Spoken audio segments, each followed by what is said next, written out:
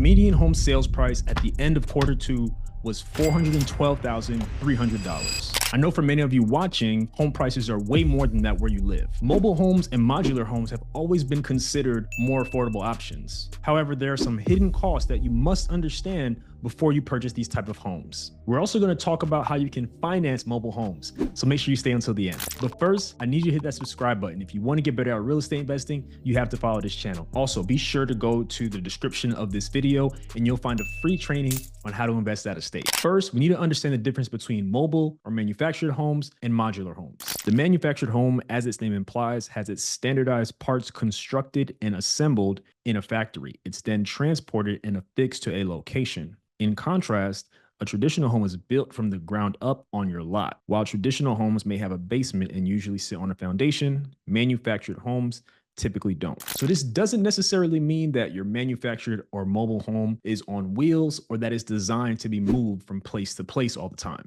They can actually be set at a permanent location on concrete blocks, metal piers, or other kinds of tie downs. There's often a lot of confusion around mobile homes versus manufactured homes. So let's address that now. Manufactured homes are often referred to as mobile homes, and the two are in a sense the same thing. Both types of properties are regulated by the Department of Housing and Urban Development, aka HUD. The main difference between a manufactured home and a mobile home is the date that it was built. Homes built in a factory before June 15, 1976 are considered mobile homes, while factory constructed homes built after that date are called manufactured homes. So one thing I want to get clear, manufactured homes are technically still mobile. So they have a trailer, hitch, and axles that are attached to a steel beam that runs the length of the structure, and this is what allows it to be moved from place to place. They're also considered a vehicle for tax and zoning purposes because they technically can be moved from place to place. Next, let's talk about modular homes. What we find out about modular homes is going to surprise you. Modular homes, sometimes referred to as prefab homes, are factory-built houses. They're made off-site in large factories, then put together at the building site. You'll need to own or rent a plot of land to install it on. One thing to keep in mind is that modular homes are permanently attached to their foundation. So once they're in, they're pretty much just like any other home that was built from the ground up on a piece of land. Now, one important distinction between the mobile homes or manufactured homes and the modular homes is that the modular homes are considered real property, whereas the mobile or manufactured homes are considered personal property. And as I mentioned before, they are classified as a vehicle for tax and zoning purposes. Many people incorrectly assume that mobile homes are always the most affordable option. Modular homes can also vary too in their pricing. So let's look at some examples of real listings. So this mobile home is in Madison, Ohio, somewhere outside of Cleveland, Ohio. Let's check it out. So it is listed for $42,500, 3 beds, 2 bath, 900 square feet. It has not been on the market for that long. So let's check out some of the pictures. Pretty standard. We have the interior. It looks like a bedroom, a couple other bedrooms, bathroom, another bathroom shot, kitchen. Maybe this is like the living room area, another bathroom, and maybe this is a bedroom. And then you have the porch. So based on the description, it says, welcome to this convenient, comfortable home in the rear of the development. So what that makes me believe is that this is inside of a mobile home park. So I'm also wondering what the lot rent is. So that seemed like a pretty average and standard mobile home and what you might expect when you think of what a mobile home is. Now, this next mobile home we're going to look at will surprise you. I guarantee very few of you would even think that a mobile home could cost this much. So let's check it out. All right, so this mobile home is in Malibu, California. I guarantee most of you watching did not know Malibu had mobile homes. So let's look at some of these pictures. All right, this is like the kitchen, like an open kitchen type of situation. Maybe this is like a living space or something. Another shot of the kitchen. Kitchen looks pretty nice to me. Some shots of the bedroom, it looks like, or maybe another room.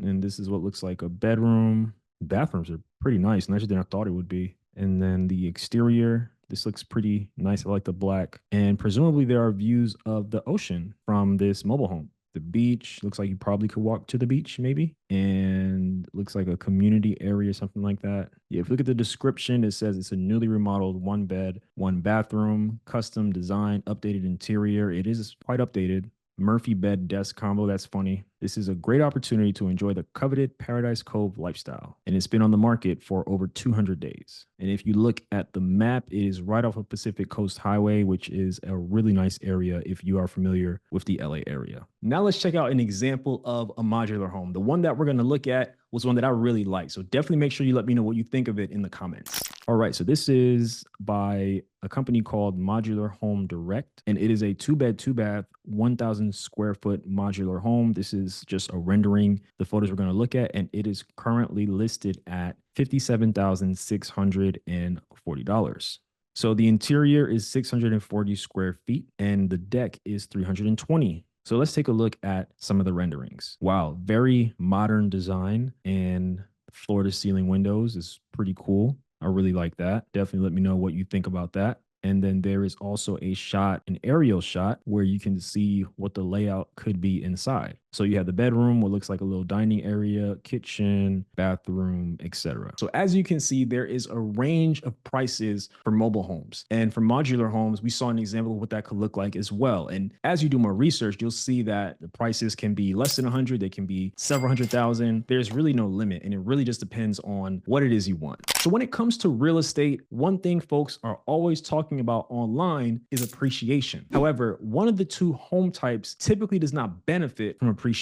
So mobile homes don't usually appreciate in the same way that a traditional home does. As we mentioned before, they are typically classified as vehicles. And if you know anything about cars, they typically do not hold their value. They typically decrease in value over time. Now, the land that the mobile home sits on is likely to appreciate over time. And what that can do is increase the total value of the mobile home and the land. So for example, I was looking at a listing where the mobile home was $250,000. However, it came with over an acre of land. So I have to assume that the value in that listing was primarily tied to the value of the land surrounding that mobile home. On the other hand, modular homes typically appreciate and depreciate like a regular stick-built home, and financial institutions see modular homes just like any other home as well. As a reminder, we're going to talk about how to finance mobile homes at the end, so make sure you stick around so you can hear that. If a mobile home is purchased inside of a mobile home community, lot rent is another expense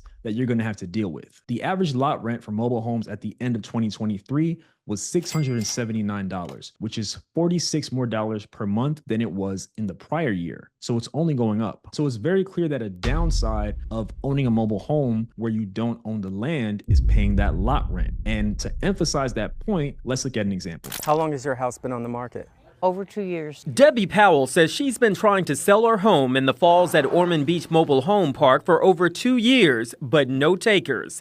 She says the $1,100 per month in lot rent is the problem, and the increases that are still coming. The person who goes to buy my house will be paying a minimum of $1,300.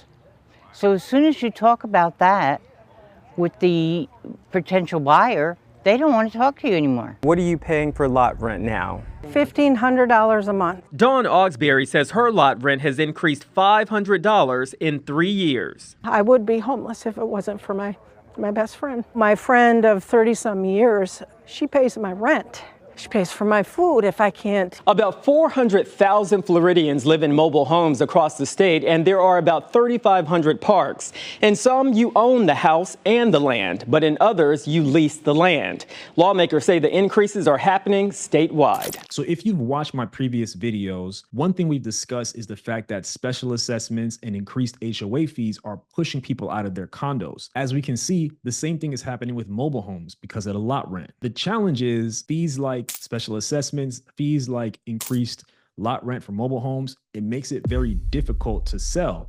And as the lady just mentioned, her place has been on the market for a very long time. And I have a strong suspicion that it's tied to the fact that the lot rent is so high. Here's the other thing to keep in mind. Let's say somebody is financing the mobile home, which we're going to talk about in a moment. So not only do they have to pay that mortgage, but they also have to pay that lot rent and all the other fees. I would imagine for many people, when you add up all of the costs, it just doesn't make sense. Now, on the flip side, if you buy land to put a mobile home on, there's a lot of expenses that you have to keep in mind. So the first thing you need to consider is if the land will need to be cleared of vegetation, trees, and other debris. The next thing is you need to know if the soil conditions have been tested or graded for drainage. You'll also need to account for water, electricity, gas, and sewage. If you're outside of the city limits, you're likely going to need a septic tank and a well. Many of these costs are similar to purchasing a piece of land and putting a modular home on it. Some additional things you want to keep in mind is the cost to install a foundation, because the modular home needs to go on a foundation. It can't just be slapped on a piece of dirt. You also are going to need various permits and fees for a variety of other things based on where you are. Now, one of the causes of increasing lot rents at mobile home parks is the fact that investors are purchasing these mobile home parks and jacking up the rents. In 2004, Susan Lockyer bought her manufactured home as a retirement plan.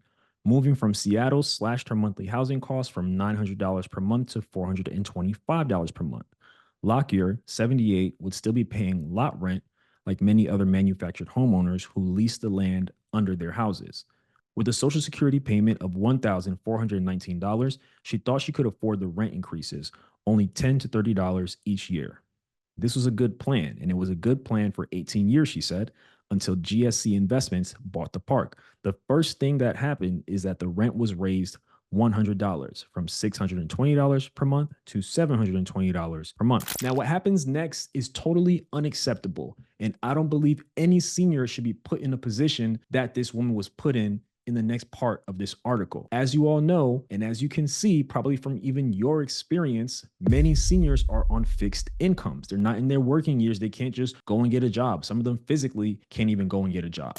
In June 2023, GSC bought Canyon in Bothell and Royalwood Estates in Linwood, communities where all residents are 55 or older. GSC also bought other mobile home communities in Washington that year.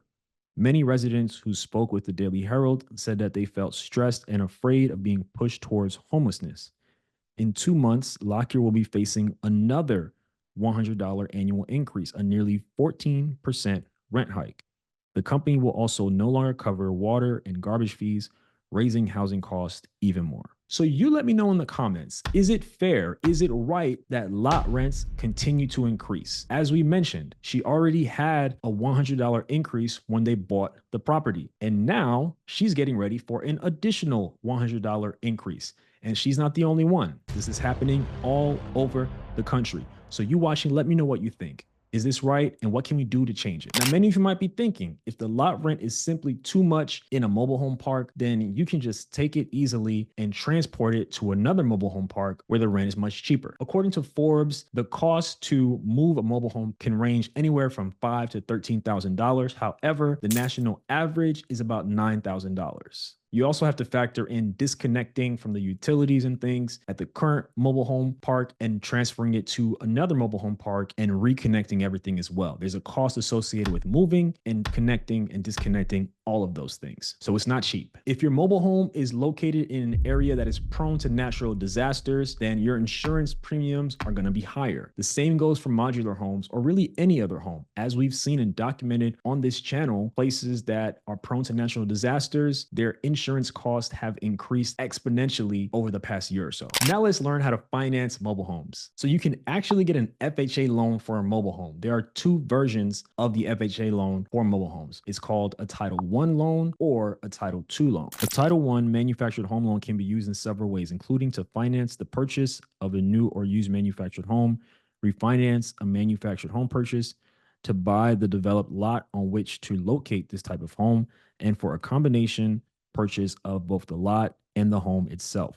These funds can be used to alter, repair, or improve a manufactured home. So now that we have the high-level overview, we need to talk about two things: the maximum loan amount and the maximum loan term. So for a manufactured home only, the maximum loan amount is $69,678. For a manufactured home lot, the max loan amount is $23,226. For a manufactured home and lot, the maximum loan amount is $92,904. For the maximum loan terms for a manufactured home is 20 years plus 32 days. For a single wide manufactured home and lot, 20 years plus 32 days. For a manufactured home lot, 15 years plus 32 days. For a multi-unit manufactured home and lot, 25 years plus 32 days. So if a borrower is not buying the land as well, what they'll need to do is show proof of a lease of at least 3 years so that they know there's somewhere that they're going to be for at least 3 years. So Title II loans cannot be used for manufactured homes that are on leased land inside of mobile home parks and similar kinds of communities. The Title II loan program ensures loans that borrowers can use to finance a qualifying manufactured home along with the land, as long as it meets the requirements. Down payments on the Title II loan can go as low as 3.5%, and the terms can last as long as 30 years. Now, for the requirements, it has to have a minimum floor area of 400 square feet or greater, be constructed after June 15th, 1976, must be classified as real estate but not necessarily for state tax purposes, must be built and remain on a permanent chassis. The loan must cover the home and the land on which it stands. So you can get a VA loan for a manufactured home or a modular home and put it on land that you already own, or you can use a VA loan to fund the purchase price of the land and a home, or you can refinance a home that you plan to transport to land that you own. Depending on what exactly you're trying to do with the VA loan, the loan term will be anywhere between 15 and 25 years. There are also Freddie Mac and Fannie Mae programs, and the down payments for those are as little as 3% down. Now, depending on your situation, a mobile/manufactured home or a modular home might work best for you. Let me know in the comments, out of everything we've talked about today, which one would you prefer? Now that you know about the hidden costs of mobile and modular homes, I want you to learn about the property tax crisis taking place in Illinois. Check out this video right here.